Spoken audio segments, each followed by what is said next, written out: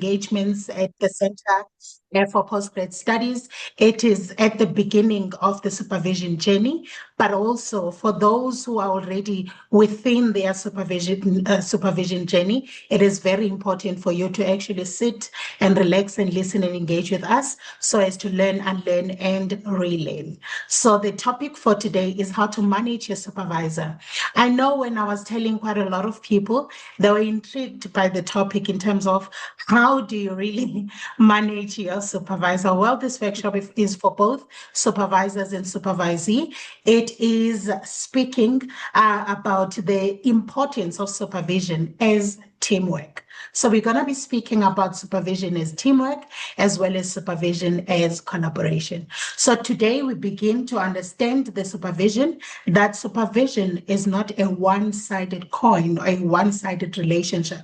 It is indeed a partnership that is built on communication, shared responsibility, and mutual respect.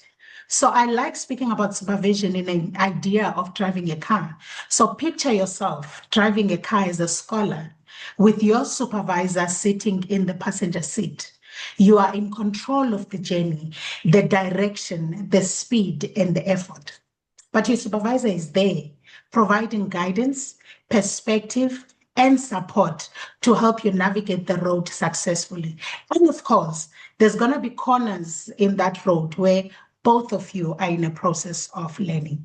So indeed, supervision is a process of learning and unlearning for both parties. As scholars grow in confidence and knowledge, supervisors also reflect, adapt, and engage in new ways of thinking. So Sue will start us off with regards to the engagement. I see, Sue, we have the policy for Rhodes University. Over to you. Thanks so much, Asiphe. Indeed, it is a relationship, and it's a relationship between people.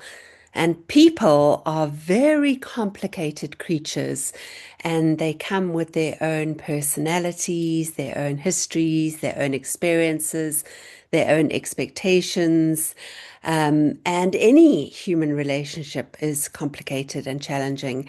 And so the fact that you're going to be in this relationship for the next year at the least, and if you're doing master's and PhD studies, probably for a few years. So it's going to be quite an important relationship in your life. And as Asiphe says, it's one that you really hope will be sort of collaborative. And I really like that analogy of driving the car, where you also need to kind of realize, as the students in the room, that you have the steering wheel. We do have a policy at Rhodes University that tries to spell out exactly what the responsibilities of the supervisors and students are. And I'm not going to bore you by going through it, but I really want to draw your attention to this document and another really important document, which is the Higher Degrees Guide, which I'll very briefly show you in a moment. But if you have a look on the policies website, the Rhodes University Policies website, you'll find this one on Higher Degrees by Research Supervision. And it spells out a bit about the policy. It tells you what else you should read. And as I mentioned, it tells you about the Higher Degrees Guide, which is a key document for all of you who are doing postgraduate studies. It then gives a definition, which is quite important if you're not quite sure who does what. It gives you definitions. What's the difference between a co-supervisor and a supervisor? What are the different models of supervision? In South Africa, there's a lot of research that says we've been very conservative in our postgraduate education models, and we seem to rely very heavily on the one-on-one or co-supervision model. Those models work very well if they are surrounded by a strong network of support for both the supervisor and the student, where you know that you've got other people to bounce ideas off, you've got clear milestones, you've got a community to test things out, and you're not all on your own.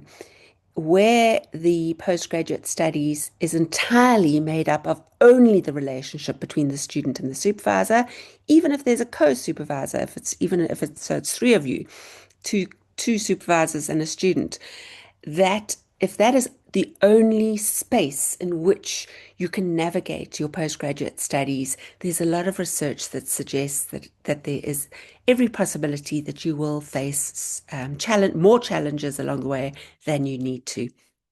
Because that if it's the one-on-one model or the co-supervision model, without a, a team of other fellow travelers who are doing their studies alongside you, without departmental workshops, without clear milestones, then there is a high likelihood that you will feel that you are the lonely scholar, and that if things go wrong in your relationship with your supervisor, then it's likely to have very dire consequences for your studies.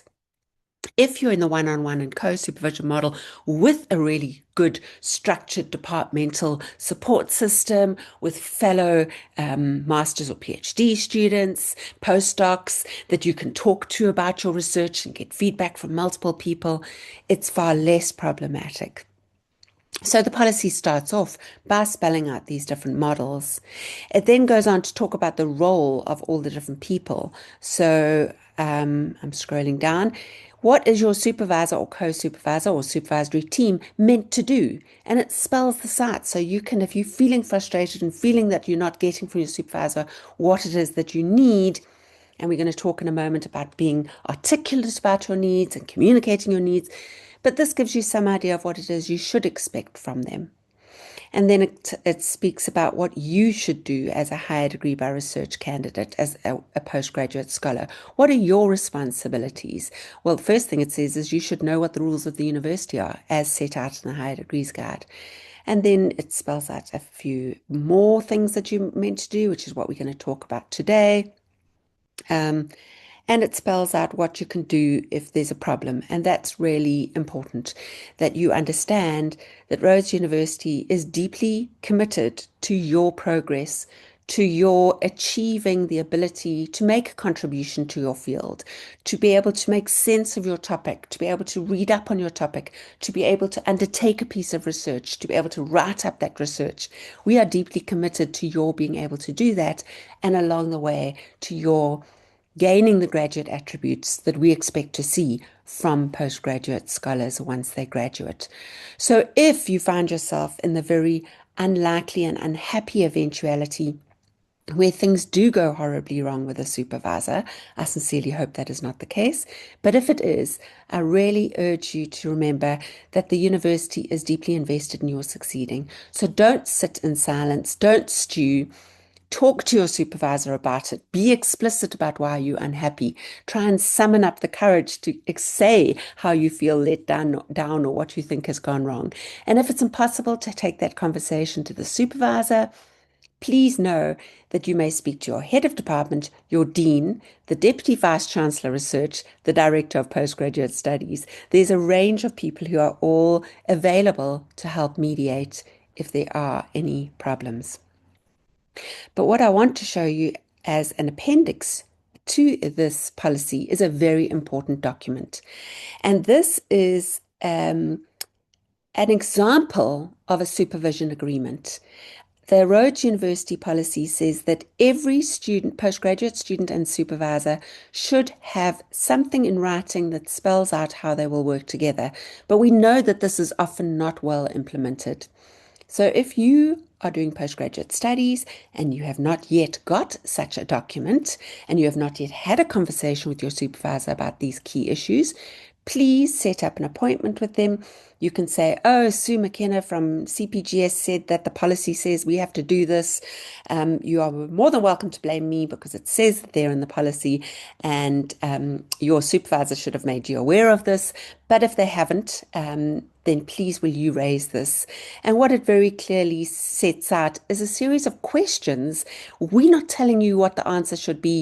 You and your supervisor can decide what will work best for you. But these are questions you need to talk about at the beginning of your postgraduate studies. So, for example, where are you going to meet? Who sets up the meeting? When do you meet? How often do you meet? Do you have to submit something in writing before you meet? Do you only meet to discuss future writing? Are there any other things that you have to attend, like research design courses or CPGS events? What are the requirements in terms of meeting? Are there departmental seminars you have to attend?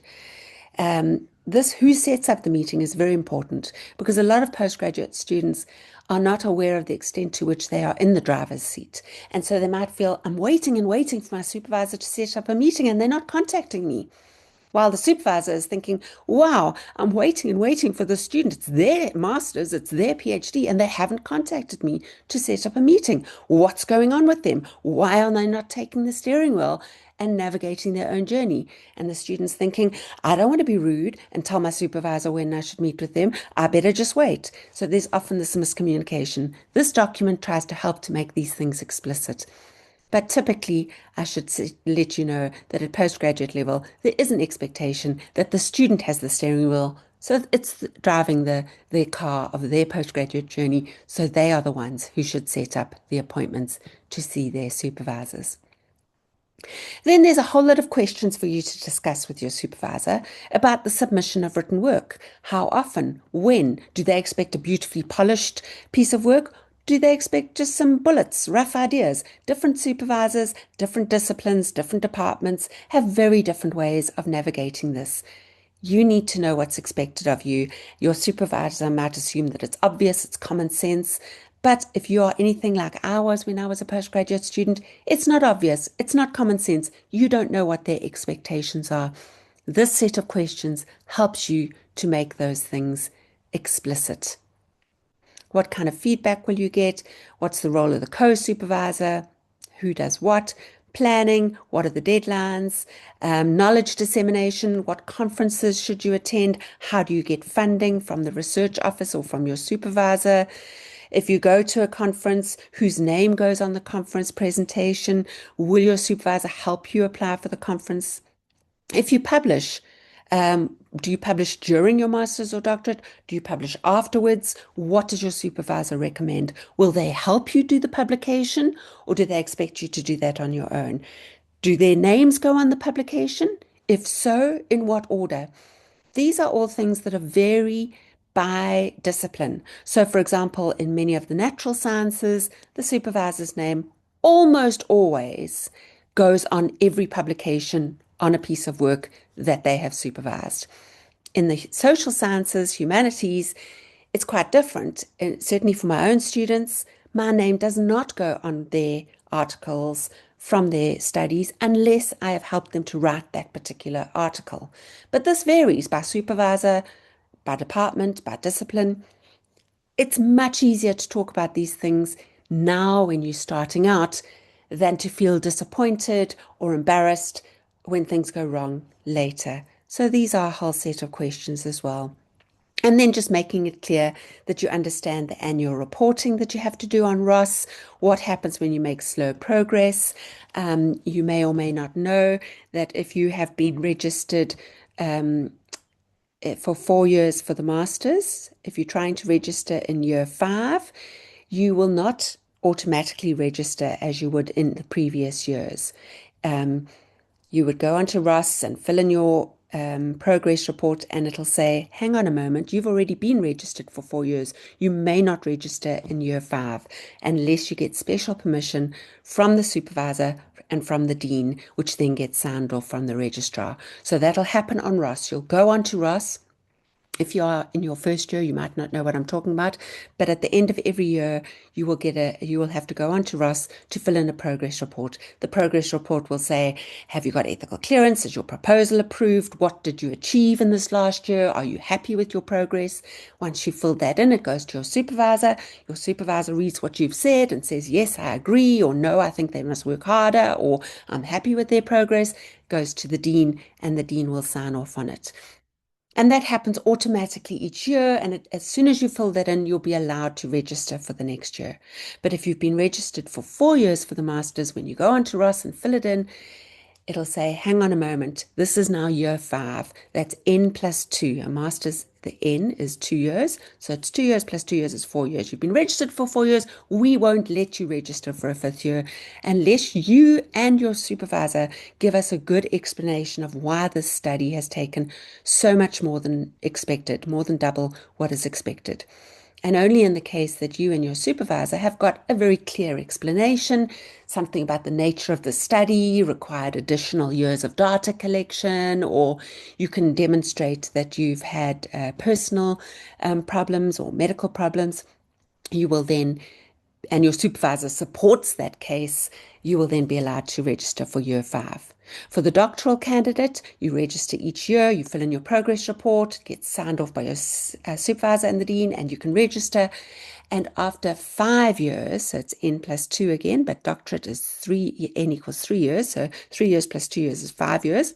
So for 5 years, you can do that, register each year and continue. But in year 6, when you go on to Ross and try and complete it in January of year 6 and say, hey, I want to register for year 6, it will say, hang on a moment, this is year 6. You should have completed your doctorate by now.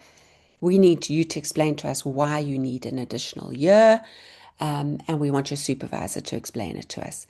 Now, many people might feel, why is the university being so horrible about this? And indeed, we do understand that some masters and PhDs do take longer. I've just had a PhD student who graduated and she took 7 or 8 years to do her PhD, but it's truly a phenomenal PhD, and that's how long it took, working in the archives to trace documents that were hundreds of years old, and it's a really groundbreaking piece of work. And so it wasn't a problem. It was easy for me to argue, this is how long it's taking, it's going to be an amazing piece of work, and this is simply how long it needs, and there wasn't any argument. The problem is where students are registered for year after year after year, they are registered for a PhD, but they're not actually working for a PhD, and they're not consistently spending time on their PhD or their master's. And that is really bad for the student, because they're constantly feeling horrible about themselves. They're not working on their master's or PhD, but they're feeling cack about themselves the whole time, because they should be. It's on the supervisor's books, and the supervisor is now responsible. Why is the student taking so long? And it's bad for the university system, because it clogs up the system. So there are good reasons why we do want to just check. Are you just registering every year and not making suitable progress, or is there a justifiable reason? And then the last thing I should note on this document is how conflict should be resolved. We are committed to resolving conflict. If things go horribly wrong, please don't just ghost us. Please don't drop out. Please speak to people. If you don't feel comfortable speaking to your supervisor, although I really hope you would be, then speak to someone else. So that's all I wanted to show you there, is that and that's the supervision policy, and I urge you all to take a look at it. You'll see this appendix with the set of questions. Please set up an appointment with your supervisor to discuss this set of questions together if you haven't already done so. Yes, thank you. I see the question by Kurasha Ward. I hope I've said your name right. On Ross, it will only be at the end of your first year. You'll get an email telling you to go into Ross and report on your progress. So it's only at the end of each year. And thanks, Hanley has already replied from JMS that yes, at the end of each year, you'll get an email telling you, and you have to complete that progress report before you are able to register the following year. So the other document I spoke to you about was the higher degrees guide. Please, please, please look at that higher degrees guide. It spells out every step of the way. What are you meant to be doing when you're doing your studies? What is ethical clearance? How does the examination happen? A lot of those things are all available in your in the higher degrees guide. Right, I'm now moving from that across to Mentimeter, and hopefully on your screens you should now get an invitation to join the Mentimeter, and so that we can now complete this together, so that you're not just sitting in silence listening to Asiphe and me talking, but you actually get to tell us your views. The good thing about Menti is that it is anonymous. So we're going to go through these slides now and start collecting some of your views about these issues. And hopefully you can all see the Menti and you can participate in the Menti, and it will be anonymous. Asiphe, is it working on your end? Hi, Sue. It is loading. Yes, it is. Perfect. I can see that someone has already given us an answer to this one. What makes for a good supervisor? So if you can't get to it on the Menti, you can put it into the chat bar. And thank you for those who put in questions in the chat bar. We will look at the questions at the end. But I'm hoping that all of you now will anonymously share your views on what do you think it means to be a good supervisor? What are the characteristics of a good supervisor? I'm going to be quiet for a minute and hope that you all give us your views. And then perhaps Asiphe can have her say. Asiphe is now a supervisor herself, but for today, because she was my student, today we'll play the role. I'll go back for briefly to being the supervisor, and she'll go back to being the PhD scholar. So, Asiphe, I can see some nice comments are coming in. Let's see some more.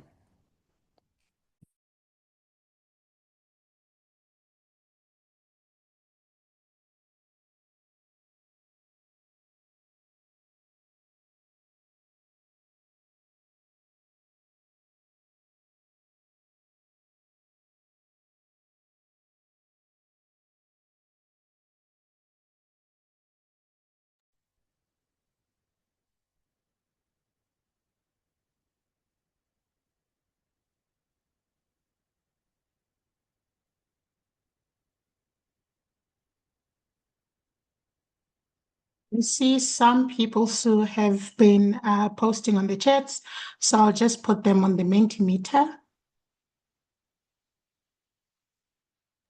Perfect. And I'm seeing some key, clear themes here. Mhm.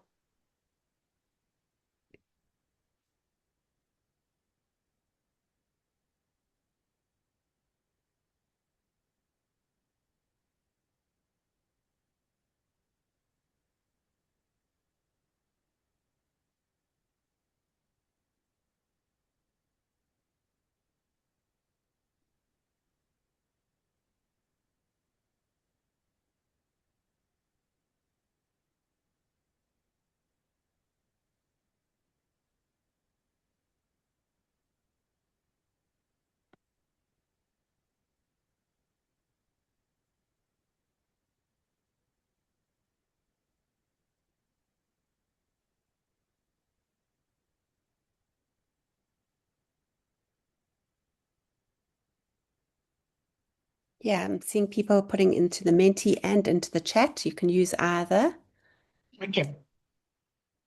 Um, I see there's a lot of information coming by.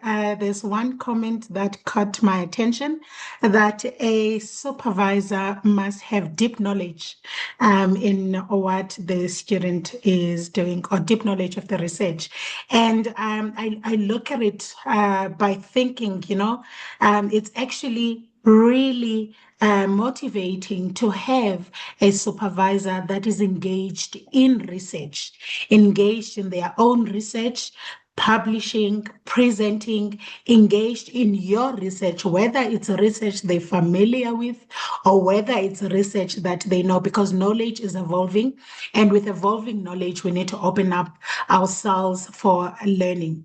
There's a lot of comments coming up, and one that is overarching is what we spoke about at the beginning, that a good supervisor is a supervisor that understands that supervision is indeed a collaborative partnership, not a position of control.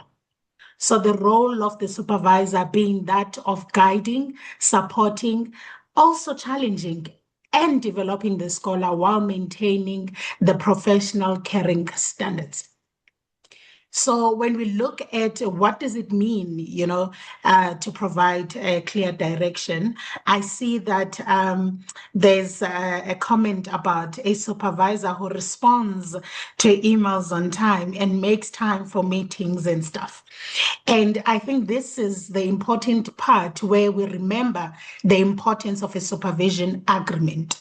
And I know that there are people who are joining from Northwest University. It might not be the supervision agreement that is the same as the one they have at Rhodes, but it's pertinent questions that you and your supervisor must engage in terms of submissions, in terms of spaces in which you are going to communicate, because good communication, as stated here, means you've got to decide, do we WhatsApp each other? Do we call each other? Do we email each other? Do we remind each other about feedback? That is a partnership instead of blaming the other. And there's one that is coming up more often, as well as I'm looking at this, which is providing mentorship. The one thing that we often don't speak about when we look at mentorship is, what does it mean to mentor and be mentored? Even mentorship itself requires a relationship. Asiphe will attest that it's quite difficult to mentor someone whom you do not know what is their vision, what is their dream, what are their needs for this mentorship, so that the mentorship can work. You can mentor someone to further their studies. You can speak about the dream of a PhD. Gandhi, someone just wants to get a master's. You can speak about a dream of presenting. Gandhi, the person just wants to be a practitioner, only needing the master. So it's very important for one to communicate their needs. I don't know if you'd like to come in, Sue. No, I think that's all exactly spot on. I love the idea, that if it's a relationship, we kind of have to get to know each other. But the other thing that you touched on, and I see someone has put here, is that a mentor acknowledges when their knowledge is lacking. And I think that's really Mm. important. One of the things, I run this national supervision course. We run it all over the country. In fact, we run it in 7 different countries. And one of the things we specify is that there are many, many different ways of being a good supervisor because we are all different people. And so we might embody that role in different ways. But one of the characteristics I think is absolutely fundamental is you do need to be an active researcher and you need to be committed to creating knowledge, to disseminating knowledge, to being an active person in the field, as Asiphe said. But that doesn't mean that you know everything. And so this point that someone says, acknowledging when your knowledge is limited, is really important. It's important for you to, as a supervisor, to sometimes be vulnerable. And I've learned so much from my PhD scholars, pulling me, I won't say kicking and screaming, but perhaps not, I'm not always very enthusiastically, but they've pulled me into reading in new areas, using new theories. And I thought maybe you could quickly talk about intersectionality. Well, intersectionality I was aware of before you, but I had never actually used it in my own research. But I hadn't really engaged with African feminisms at all until I supervised you. So I wonder if you could talk about that perhaps. So thanks, Sue. I think take it back to the example I had about a car. So your supervisor is in the passenger seat, so you own the car. So one thing about owning a car, you've done the research in terms of what type of a car you want. So you've done research in terms of the topic. You've tapped into your inner itch, which resulted to you choosing researching in this particular area or in this particular interest. So when you do that, you then have to find ways to get to the answer or to contribute to the knowledge, which is why we often do a research. So that requires, tapping into what type of methodology you are going to be using, tapping into what type of theory you can borrow from as you are engaging with your research project.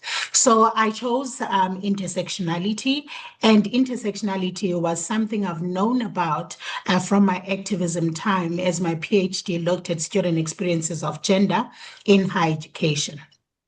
So when I presented the work, I was also aware that I did not have most of the scholarly backing or the scholarly knowledge that I needed to have in order to be sure that this is the theory I wanted to do. So my supervisor and I, Sue, as well as Kirsten, who was another supervisor of mine, came together to create this group called Intersectionality Group, which was comprised of another PhD scholar, Abongile, who was also using the theory. In this group, we shared so many readings about the theory to learn and unlearn. And that is the process of one of the comments that Sue spoke about, where it is okay to admit, even as a supervisor, that, you know what, this is a space for learning when it comes to the theory, not just understanding the term as Sue has explained. Beyond that, I even went on and created a reading group with the theory so that I can see how other people were engaging with intersectionality in their studies. So that is important for you. Otherwise, you might run away from a theory because the supervisor is saying, I've heard about intersectionality, but I haven't read much on it. And then you say, okay, can you please give me a theory to work with? It will bite you in the long run, because what happens when there's that time where you don't want to engage with your research is stressful, then you're going to go about and accuse your researcher, your supervisor, for giving you topics and theories to work with that you did not understand. So more reading and collaborating yet again coming up. Yeah, and the reading. For me, that's what is probably the least understood by postgraduate scholars is the amount of time, the intellectual labor of reading and reading and reading. You are participating in a conversation with other researchers. You are no longer a student trying to show what you've learned. You are a researcher contributing to a field. So, what are other people doing in the field? That takes a lot of time and effort. I've just used a quick bit of AI to group these together, and I see that there are 5 main themes: mentorship, compassion, respect, communication, and guidance. And I think that really does sum up what makes for a good supervisor. But that's a really profoundly wonderful supervisor. That's a supervisor on a good day. None of us are always absolute gold stars at mentorship, at having compassion for others, at showing the deep respect, at providing the guidance, and at being good at communication. We should all, as supervisors, be aspiring to that. We should all be reflecting on when we get it wrong. But it's unlikely that we're going to get it right all the time. And so, what's important in supervision is to have spaces to get feedback from our students. One of the questions I see has come up quite a bit in the chat and in this Menti has been about, under this heading of communication, getting feedback. How long should you wait for feedback? This is one of the key questions in that supervision agreement. It's so much easier to discuss these things with the supervisor up front and to have an agreement and to put that in writing. Much harder when you're sitting waiting and waiting and waiting to go, when am I going to get my feedback? But if you haven't yet got an arrangement of an explicit time frame, please do, and you've been waiting and waiting and waiting for feedback, please do try to summon up the courage to say, I'm really anxious, and you might want to do this in an email because then you can practice the wording. I'm really anxious because I haven't had feedback on that piece that I submitted to you on whatever date. I know that you're really busy at the moment, but a bit of feedback just to let me know if I'm on the right track would be so helpful, as I'm feeling a bit demotivated at the moment. Some framing like that might help move things along if you haven't already got an explicit agreement. My own agreement with my students is that I try to get feedback within 2 weeks, but I usually get feedback within 3 weeks. But I have 2 provisos with my students on that. Number one, you never sit and wait for feedback. There's always another chapter to be working on. There's always more readings to be doing. There's always other things to be getting on with. You can never say, well, I couldn't work on my study for 3 weeks because I was waiting for your feedback. That is nonsense. And that shows that you've let go of the steering wheel of this car that you're driving. So you need to, that's the first proviso, is that you need to be getting on with other things. My second proviso is what I call permission to nag. I very explicitly tell my students, if it's been more than 2 weeks, drop me a WhatsApp, drop me an email saying, hi Sue, just reminding you, I'm looking forward to getting my feedback. And then a full 3 weeks have gone, hi Sue, when can we meet about my feedback? By giving my students permission to nag, I'm handing over power to them to be responsible for making sure they get the feedback. I'm very busy. All your supervisors are very busy. I put your feedback as a priority in my list of things to do, but sometimes things go wrong. It drops off the table. My calendar gets overbooked. And I really don't want to just forget about my students. And so it's really important to me that they do remind me if I don't keep to that commitment of turnaround time of 3 weeks. So all I can advise you to do is please try and have this conversation with your supervisor sooner rather than later. Even if you are sitting in this room today and you're in second year or third year of your studies, you can say, oh my goodness, I was at the CPGS thing and I found out that there's a Rhodes University policy that says we have to have an agreement. And in the policy, it tells you the kinds of questions. And I didn't know about this. So can we meet to do this? So you can still go ahead and set up this agreement, even if you're not just starting out in your studies. If you are starting out in your studies, I urge you to do so. Regardless of the agreement, if you are sitting and waiting and waiting and waiting for an unacceptable length of time for feedback, please just summon up the courage to nag. If you are not getting any feedback, despite regular nagging, there may come a point where you do need to take action of asking a head of department to assist. So Asiphe already spoke about what are the characteristic, what do we know from our own experiences. I've managed to graduate a lot of PhD students now and master's students now. Each of them needed me to be a slightly different person. And even along the journey of one candidate, I needed to kind of summon up different characteristics as they went along. But if we have a look at the literature on postgraduate supervision, which is some of the literature that I spend a lot of time reading, there are 5 things. The first thing I said is an active scholar. Your supervisor doesn't have to be an A-rated, most famous professor. They can be someone who literally graduated a few months ago. Often someone who's just graduated is more available, is more enthusiastic. So don't think because you've got the big name that that is the way to go. Sometimes the big names are people who are very hard to get hold of. They always seem to be traveling.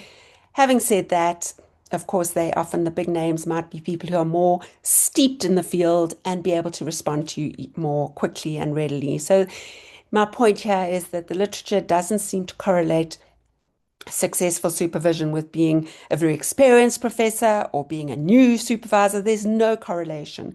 But there is a strong correlation between being an active researcher. You do not want a supervisor who last published 20 years ago, who doesn't go to conferences, who doesn't publish, because they won't, and who doesn't read the literature. They won't be able to guide you on where you can make a contribution at the cutting edge of the field if they are not up to date with where that cutting edge is. So being an active scholar is really important. You guys already mentioned the second one, developmental. You spoke about being compassionate, about being communicative. You want someone who's mentored. Networked and connected, that would be ideal. Not all supervisors have that, especially if they're new supervisors. But one of you did mention that in the previous slide about how you want someone who can connect you. So if they don't know the answers, they can connect you with someone who does, or they're happy to read alongside you. In an ideal world, when you go to a conference, your supervisor's there, they introduce you to the keynote speaker, they help you to figure out where you can get funding from, they forward on job applications to you and funding opportunities to you. They are very well networked in terms of the journals and so on. Kind, caring, and compassionate, you've already said, and accessible. Can you actually get hold of them? Do they reply? So this is what the literature suggests are the characteristics of a good supervisor. Over to you, Asiphe.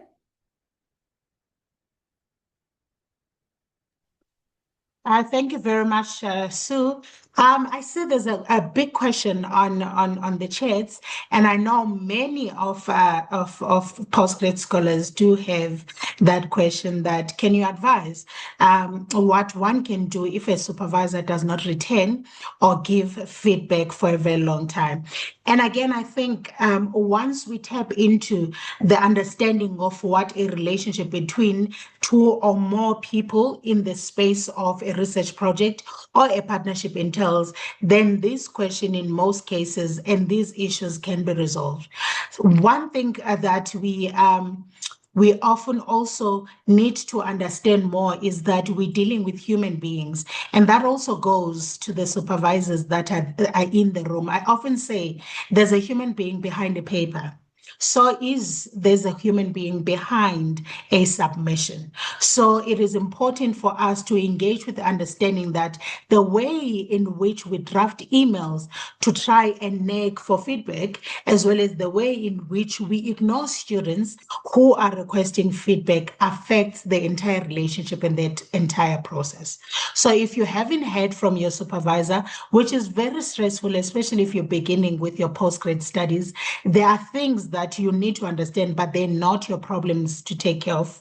That sometimes the allocations are not yet done in the department, or sometimes the supervisor herself or himself or themselves, they are not particularly in the academic space at the moment, and that requires communication. So it's very important when they eventually reply, do ask for a meeting to go back to a contract. A contract can be reviewed.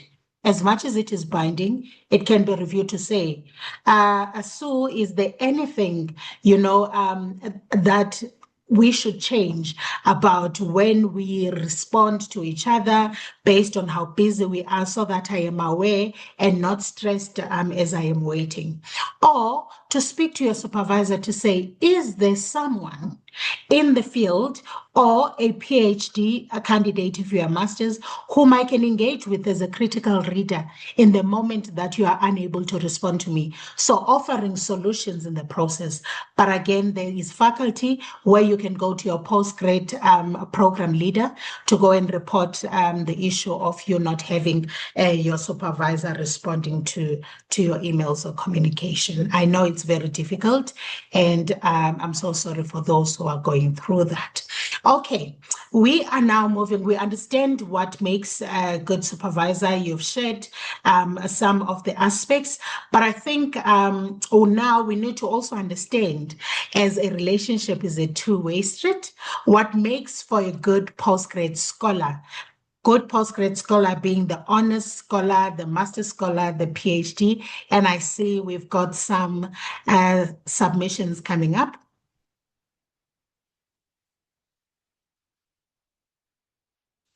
We're gonna take about 2-3 minutes to get the responses, and then we're gonna talk through it with Sue.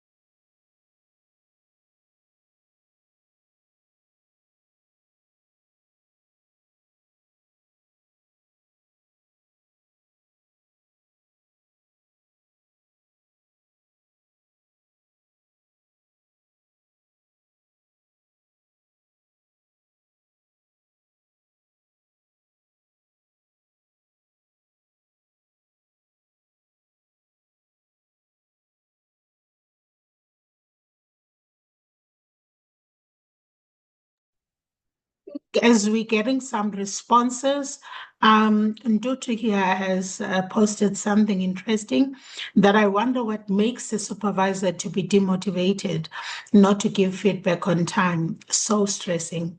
The other thing that I've experienced through engagement with other scholars is that often as we're busy driving this car, there are times where we just stop. So you stop submitting, you stop writing as the scholar, because things are happening in your life, and you have a supervision relationship where you don't share personal issues or any other, career issues with your supervisor. And then out of nowhere, you get the energy and the zeal to write again. And in that writing, you are producing, you are in the right mindset, you are writing. We as scholars, I'm going to speak on that perspective, we often then expect the same energy from the supervisor. So if I've submitted a whole chapter after going MIA for 2 months without saying anything to the supervisor, when 2 weeks run past, I then send an email again to say, have you seen my work? Have you engaged with it? A supervisor is also supervising other scholars. You had an agreement that you submit monthly. but you went missing for 2 months and then came up with the bulk of work. And sometimes at that moment, of course, as a supervisor, you are willing to engage with that work, but there's another student who's submitting in 2 weeks' time their whole thesis that you were trying to make space for, or there's something happening in your life as well. So that question is very critical, even for the scholar to ask, in this relationship, is there something that you can speak about that has led to this silence in our progress? Because it's our project for as much as the student is the one that is controlling it. So Yeah, absolutely. I mean, I guess the bottom line is you're dealing with two human beings, and human beings are complicated creatures. And so there's all manner of reasons why this might be a problem. Your example is unfortunately a very common one. I don't hear from students for a while, and then they submit something, and literally a week later will say, Sue, I'm just checking up. Where's my feedback? And I'm like, okay, dude. Well, I don't always reply very nicely. Yes, thank you. I got your piece. I'm getting it to it soon. But there's definitely a thought bubble above my head going, jeepers, you've given me nothing for months, and now suddenly I must rearrange my entire life to give you feedback immediately. That does sometimes happen. And so that is definitely something to bear in mind. But there's so many other reasons, and sometimes, it is just the supervisor going through personal things, supervisor juggling a huge undergraduate teaching load. And then, unfortunately, there is this thing which is known in the literature as a toxic supervisor. Now, these are rare and few and far between. Most supervisors do the best they can, which is not always great. Sometimes a supervisor is just okay, and maybe that's enough. But there are, unfortunately, every now and again, this phenomenon known in the literature as a toxic supervisor. And that is someone who cannot handle human relationships and so seems to get some kind of inordinate power kick out of humiliating the student, putting the student down, not giving the student feedback. This is a rare phenomenon, so please don't all suddenly start diagnosing your supervisor as a toxic supervisor. But there is enough literature to know that this does indeed happen. You're dealing with humans, and some humans are just not fully emotionally developed. And unfortunately, some of them become postgraduate supervisors. And if you do find yourself in a situation with such a thing as a toxic supervisor, then you will need to get support from a head of department, a dean, DVC research. There's many other people that you can speak to. The form of toxic supervisor is usually one of power, where you feel that the supervisor is not interested in your success, but instead seems to take some sort of kind of pleasure out of your failure. And the other form of toxic supervisor, and I hate to say this because it's just too awful to contemplate, is the sexual predator, the supervisor who wants to use the power of a supervisory relationship to make sexual advances. Both of these are entirely unacceptable. No one should, your supervisor should be so happy when you succeed, whether that's a chapter that gets submitted or a conference presentation made. When my students succeed, I succeed. When they do well, I am ecstatic because it reflects well on the supervisor. So it would be perverse for me not to take inordinate pleasure out of my students' success. Their success is something that gives me an immense amount of pleasure. But there are certain supervisors who are known as these toxic supervisors who, for some bizarre, I can't explain it, I'm not a psychologist, some bizarre reason seem to take pleasure in their students' failure or seem to use supervision as an opportunity for sexual predation. And in either of those cases, you need to get help, and you need to make sure that the university stands true to its commitment to you.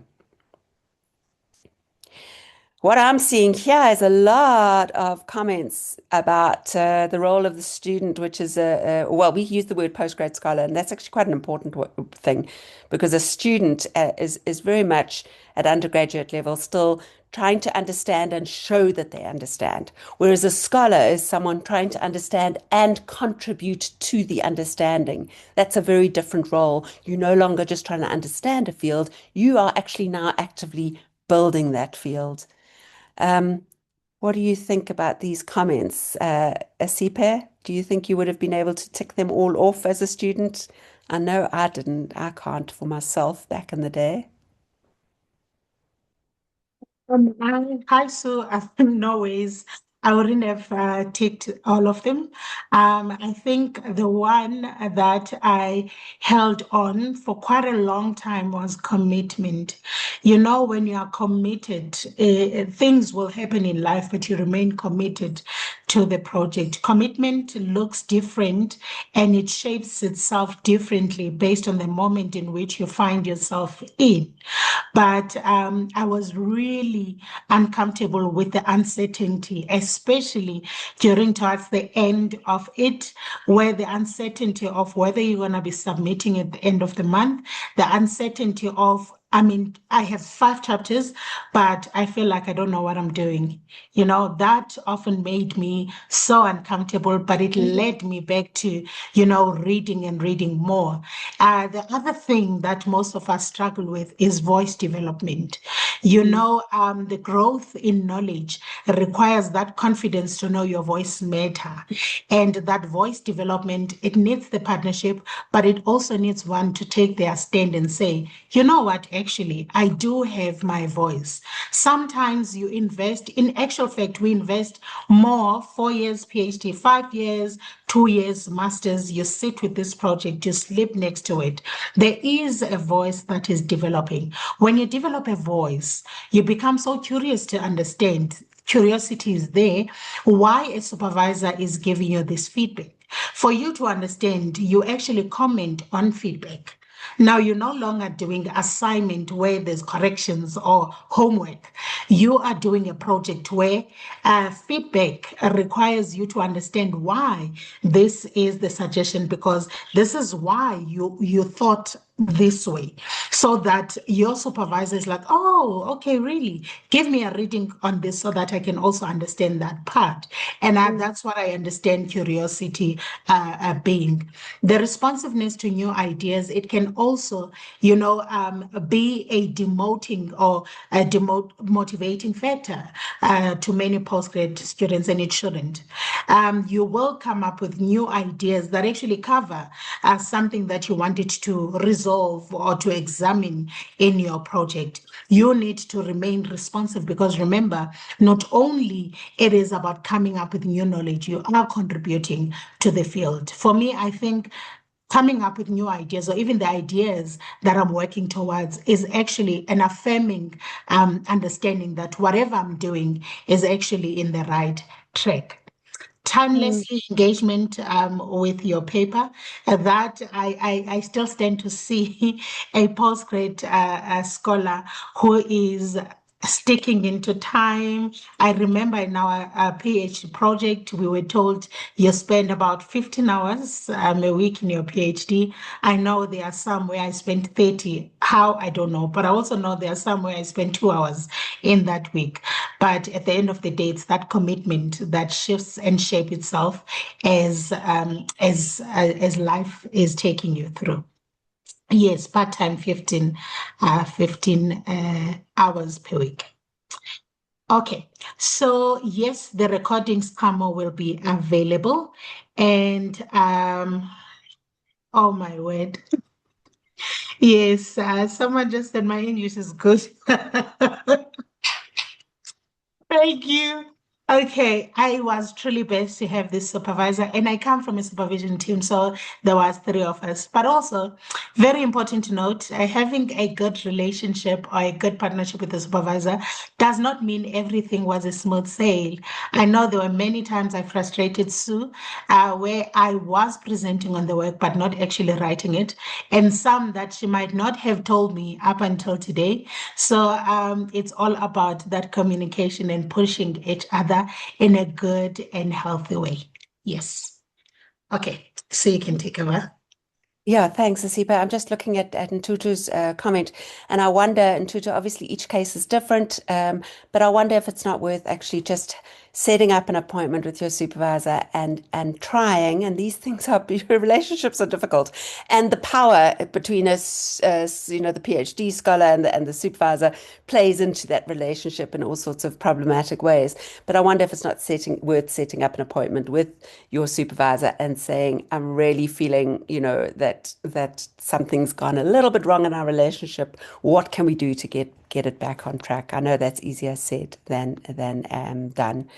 I want to pick up on Asiphe's important distinction between corrections and feedback. I think at undergraduate level, so often when you get some writing on your work, you have to now take that writing that your lecturer has done and make those corrections. At postgraduate level, it should be more dialogic. It should be, this is now their suggestions of something that should move you forward. Their investment in trying to help you get the voice and trying to help you express yourself clearly and trying to help you make a case that is well evidenced for whatever it is that you're writing.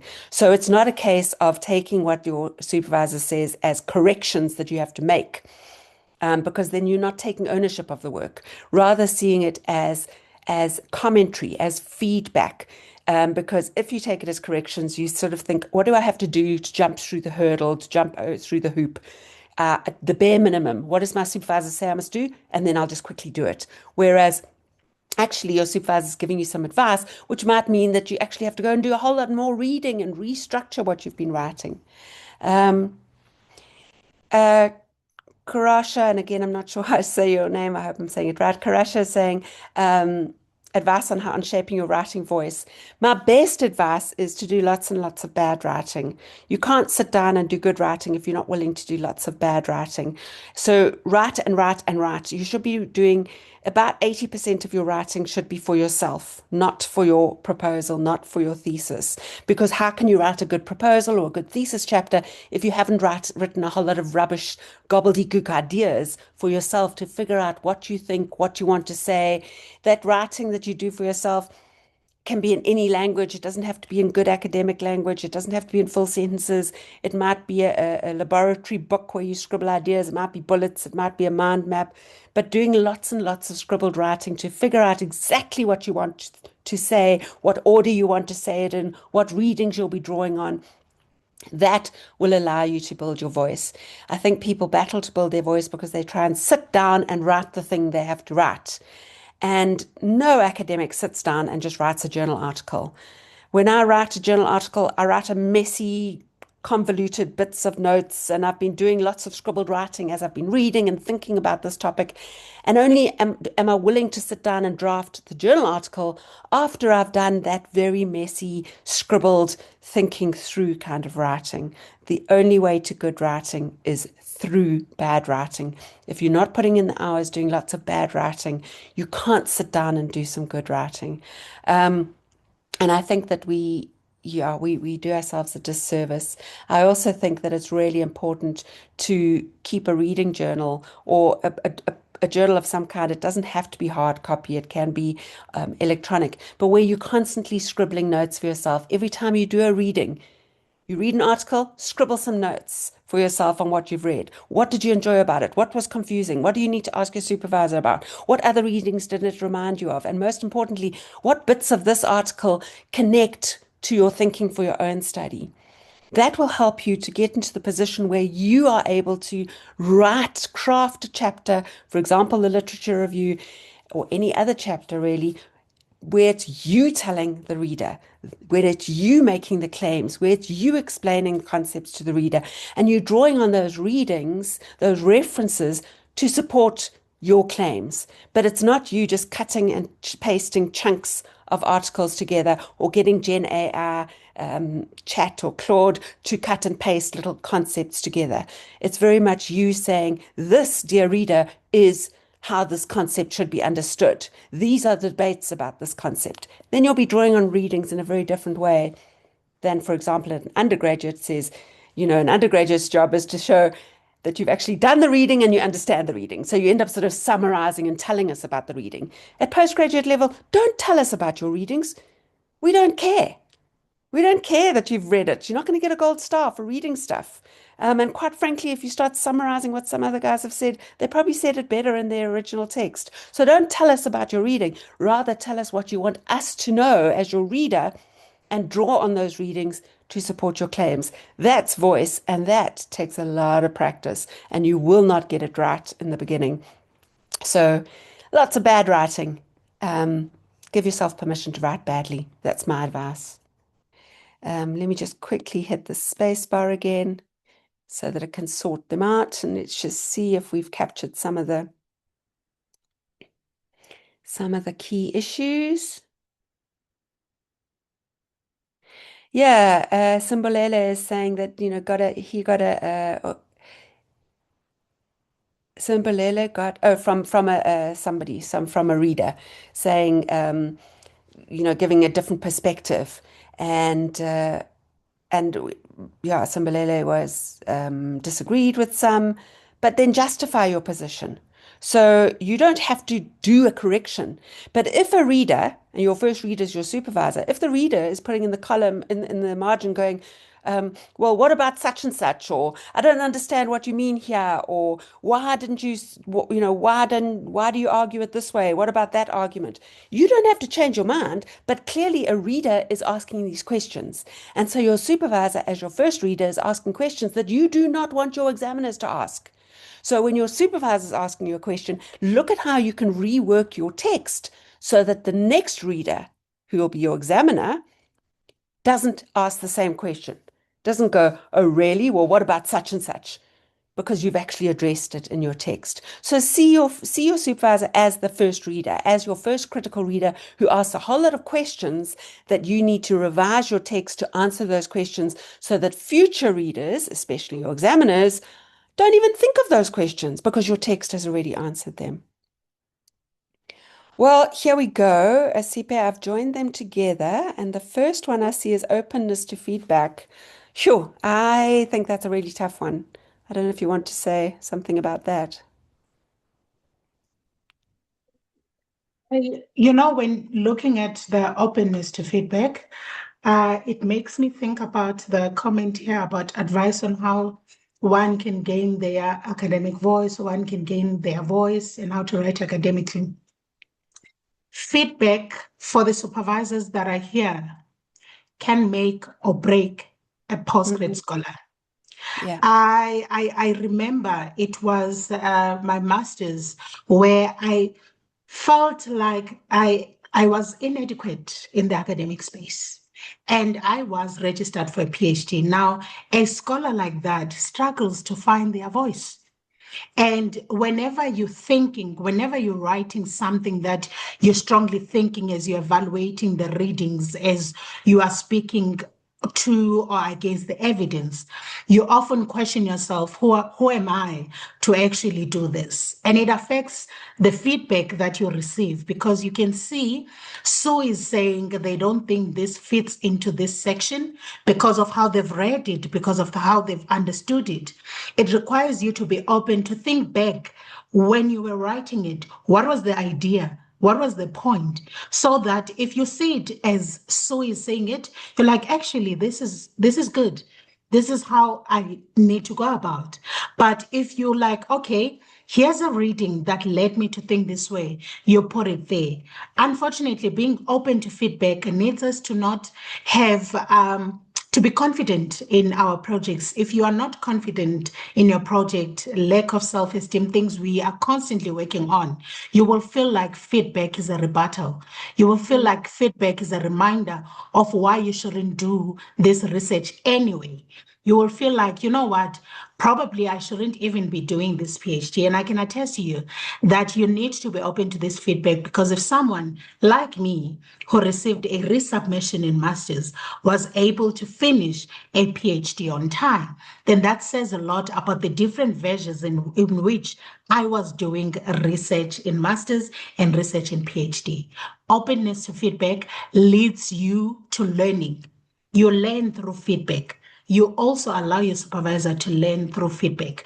Unfortunately, when you receive that feedback document, I know for myself, you do something to make you cope. So I usually just make sure I have a good day. So when I have a good day, I open that document so that whatever feels like a punch, it hits me at the right mental state time.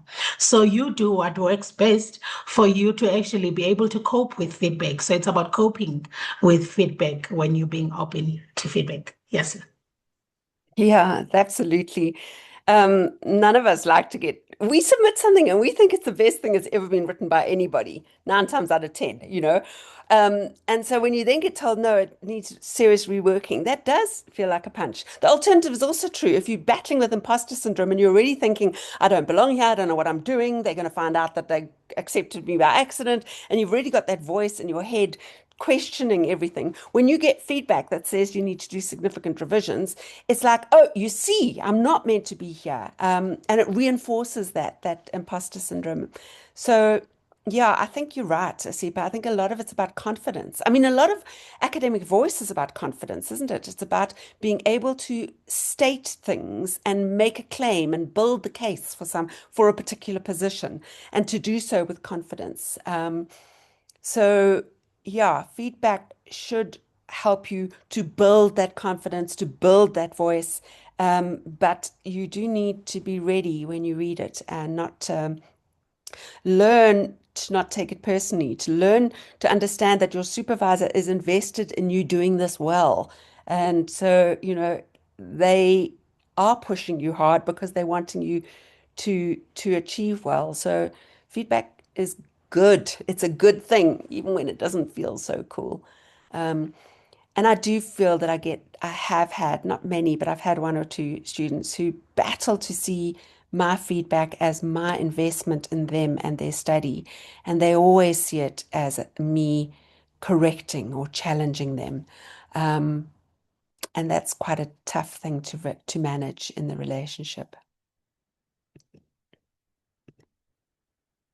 Okay, the next quick exercise we're going to do is I'm wanting you, and you might want to do it personally, or because on the Menti we'll do it as a collective and it'll work out the average of all of your scores.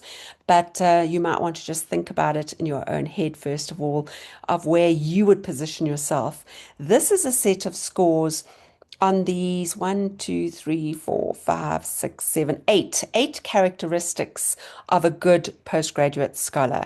So these are 8 characteristics that you should be really strong on, but we're not all perfect human beings, so we are not all strong on all 8. So it's a little bit of a self-reflection exercise. I'll go through the 8 characteristics, and maybe you can help score yourself from 1, which is oh dear, not good, through to 5, which is fantastic.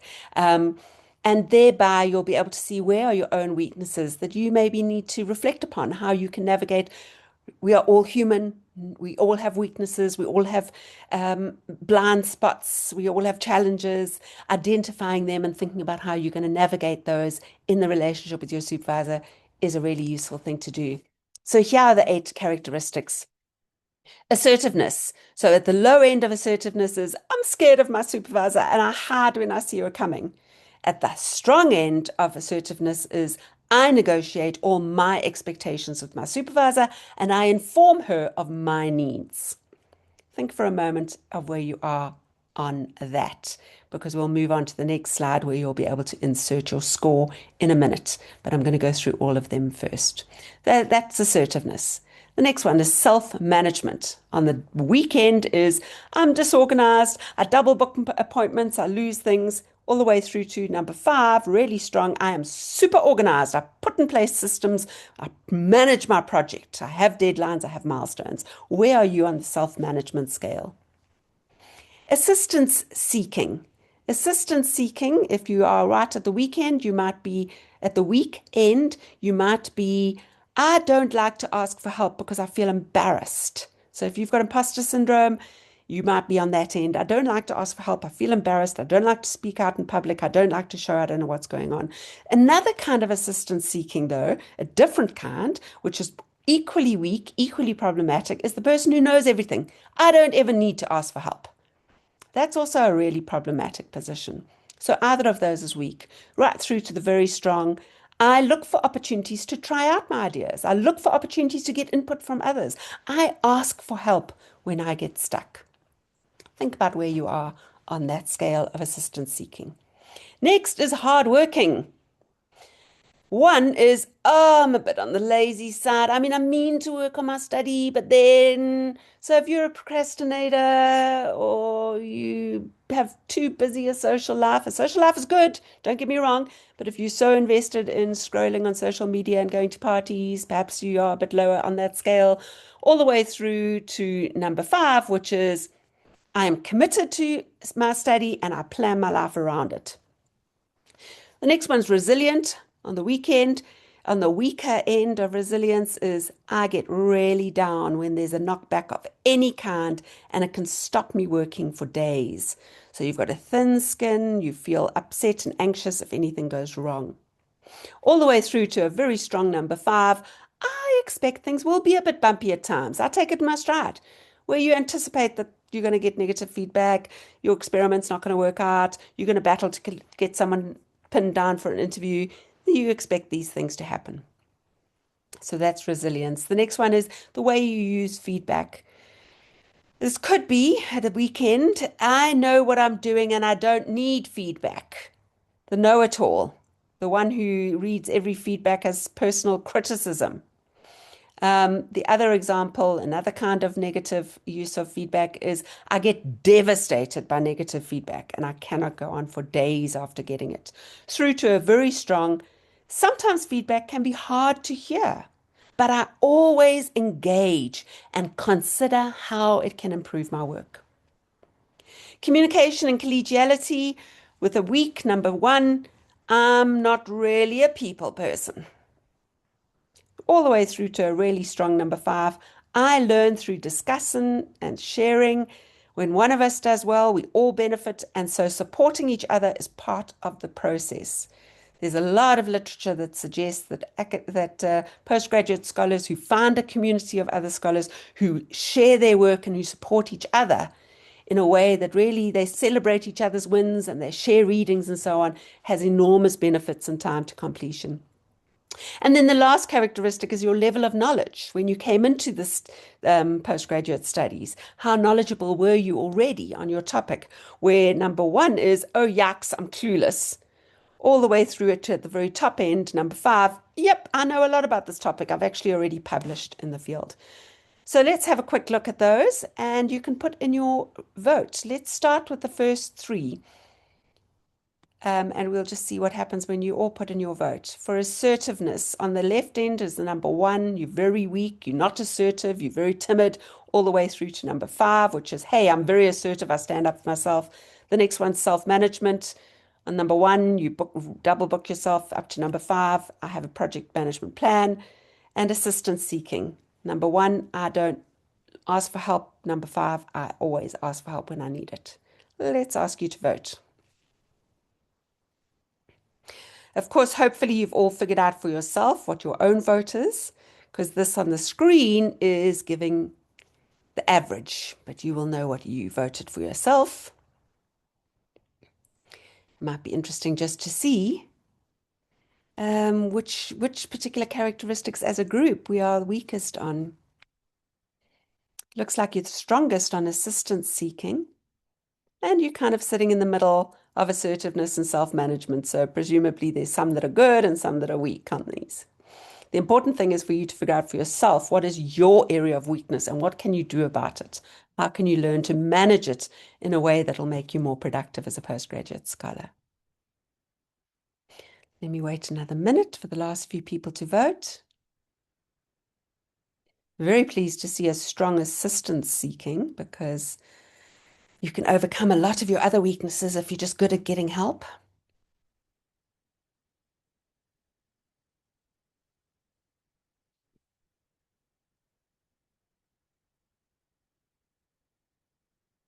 Let me move on to the next one. The next one is hardworking. Are you putting in the hours? Part-time PhD, 15 hours a week, part-time master's, 15 hours a week, full-time, you're looking at about 25 to 30 hours a week, not on a good week, but every week. Are you hardworking? Are you putting in those hours? Are you resilient? Can you cope with things going a bit wrong? And are you using feedback in a productive way where you genuinely engage with it? Oh, you guys are doing well on these ones, but better than the previous ones. A bit of honesty on the hardworking. A few of you acknowledging to yourselves that maybe you're not putting in the hours that you should be doing. It's hard in the beginning because so many of the hours don't seem to be producing anything. You're reading and scribbling and reading and scribbling and learning some laboratory techniques and doing some arbitrary reading and scribbling, but you can't see chapters yet. You can't see progress. It's quite hard to keep that motivation going, but it will only pay off if you keep it up. So it seems that the hardworking one is one that we need to work on. Let's move to the next one. Communication and knowledge.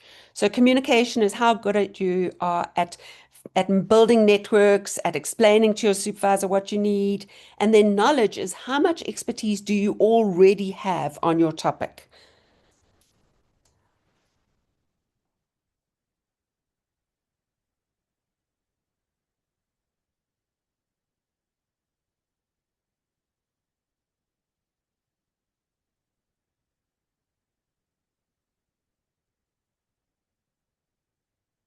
And then what is it that you feel that you need to do better about yourself? That's a really key and challenging question. What can you do to build the areas of weakness? And I think that's our last question. So this is anonymous, but let's think. It doesn't have to be the characteristics that we've just been voting on. Of knowing yourself, what are your blind spots? What are your weak points? What is likely to hold you back in your studies?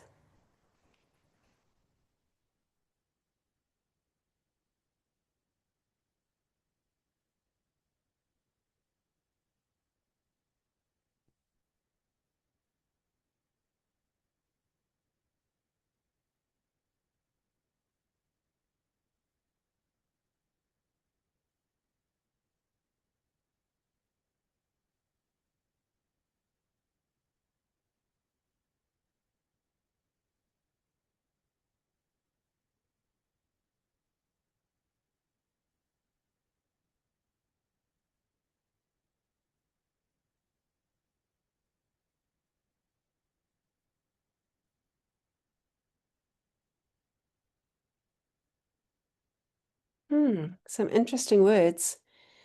What do you think, Asiphe? You recognize some? I recognize some of myself. Doing last minute work. Oh my goodness. Someone has just looked into my soul. Same. Especially, especially imposter syndrome, uh, procrastination, self-doubt, self-doubt. Yeah, I think that self-doubt and imposter syndrome often go together. And it's interesting. And then there's also says low confidence. And it's Mm, interesting that you say that you battled with that. And I know you often spoke to me about this because you outwardly seem like you're an extrovert, you're very mm, confident. So I think that when we think of imposter syndrome, we often think of someone who's perhaps very much an introvert, perhaps quite timid, and yet you battled with this. mm, mm.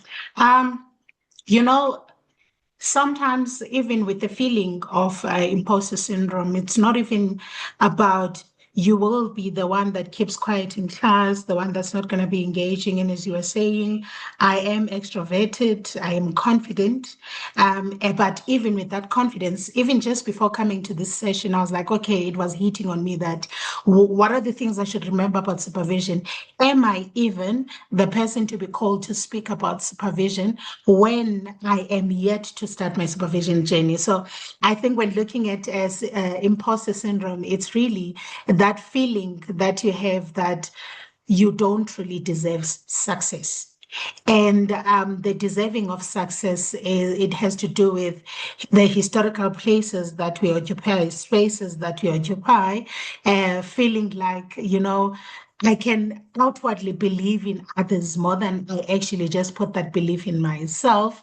But what matters in the supervision is, to actually increase the idea of asking more as the supervisor when you actually see the student is making slight comments like, after they've spoken about how they feel and how they think, they're like, but I don't know, you can tell me, what do you think? The dependency on your thinking is actually one of the signs of self-doubt. Every time when they say something, they want that affirmation that whatever they're thinking is right.